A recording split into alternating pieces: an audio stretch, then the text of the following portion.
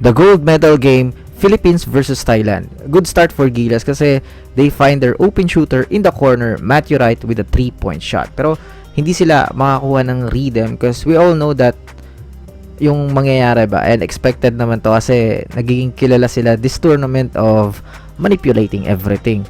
So imbis na mga good plays yung makover natin is yung mga questionable calls. Sa opening frame, nag-start yung cooking dito sa agawan ni Parks and Lish ng bola. And surprisingly, offensive foul si Parks. Kahit tingnan nyo yung replay, there's no solid extension of the arm para tawagan yon. Ang pinakamalala is itong foul kay Bolik. Yes, naiwan na siya and there's no contact. Pero the refs, pinutuhan pa rin. Like sa banda. Dahil ba dumikit yung kamay ni Bolik sa damit. And itong kay Jack Rawan, according sa referee, tinamaan sa ulo. Kahit ni wala man lang sumayad sa ulo niyan. Tapos isa pang malala is itong offensive foul kay Trotter na andun lang naman siya sa paint jacking for position. Pero tama yung ginawa ni Panopio. Sobrang lamig nung laro niya. Just play the game the right way. Huwag uminit yung ulo kasi madadama yung lahat. Pero yung calls kasi talaga will affect the defense of Gilas. Like, hindi na sila makakadikit ng maayos. Mag-aalangan sila ng mag-contest kasi yung mental maapektuhan kasi tatawagan ng foul. So, lamang yung Thailand after 22-17. In the second period, maalat din talaga tayo sa labas. Kung siguro if we are hitting some shots sa labas, hindi mabigat yung nangyayari. Nasaktan nga si Bolik and wala man lang tawag. Pero after that, nagkaroon ng fire si Berto.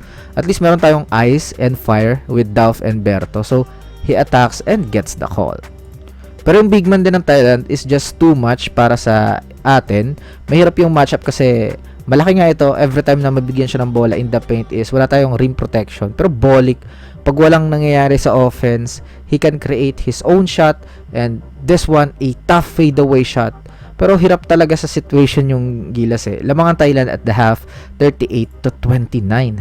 In the third quarter, bubuhayin tayo ng binabash ng mga tao na si Jamie Malonzo. His effort is superb. Pero pag Gilas, isa't isa naman eh. Kahit nga si Aaron na number 1 enemy is full support yung mga taga-Ginebra dyan sa Thailand. May mga questionable calls pa rin. Maninipis pero nagka-discipline yung Gilas na wag nang isipin yun and just play the game. Here, deflection by Jamie Malonzo tapos nag-lead yon sa creation ni Bolik para malibre si Matthew Wright sa ilalim, 2 points. And here, another Malonzo moment. After ng broken play, sa kanya napunta yung bola with shot clock winding down, hits the 3-point shot. Sinabayan pa ng 3-point shot ni Matthew Wright sa kabilang banda, tabla na. So dami ng shooting fouls for Thailand, ang daming free throws, pero baka karma na rin sa kanila kasi ang dami nilang mintes from the line, which nasisira din yung flow nila. Yung speed ni Lish hindi magamit kasi puro slowdown dahil sa free throw gaming. And si Ray Parks hits the 3-point shot for the lead. Tsaka binibigay ng Gilas yung sets kay Malonzo. Sa 2-for-1 opportunity, he drives to the basket. And then, sa final possession ng third, sa kanya pa rin, and he did not disappoint. What a quarter for him, and buhay ang Gilas dahil sa kanya. 52-48 lamang na ang Pilipinas. The final period, we're gonna feel the presence of Thirdy Ravena as he makes this floater. Tas ang lala. Lahat ng good defense ni Aram, puro foul. Wag na kayang sabayan eh, no? Pero Jamie Malonzo again, what an effort to tap the ball to Cedric Manzano for 2 points. Ito na ata ang pinakamalupit na foul sunod doon sa tira ni Paul Lidate. Calling an offensive foul dahil hinipan yung jersey ng taga-Thailand. Hanip eh, no?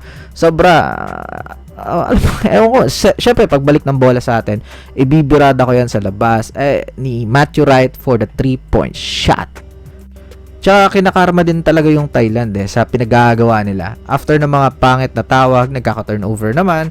Pag free throws, magmimintes naman. So, sila yung nasira yung laro kaysa yung Gilas na naging compose lang.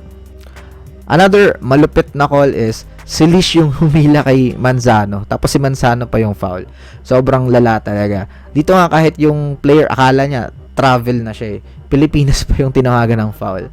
Like, paano? Sinusubukan talaga nila kahit tong clear block ni Thirdy, foul, tapos another travel from Lish, foul pa rin. Pero yun na nga, nilalabas ng basketball gods yung bola. And Robert Bolik seals the game. Night Thailand. Fundy Thailand.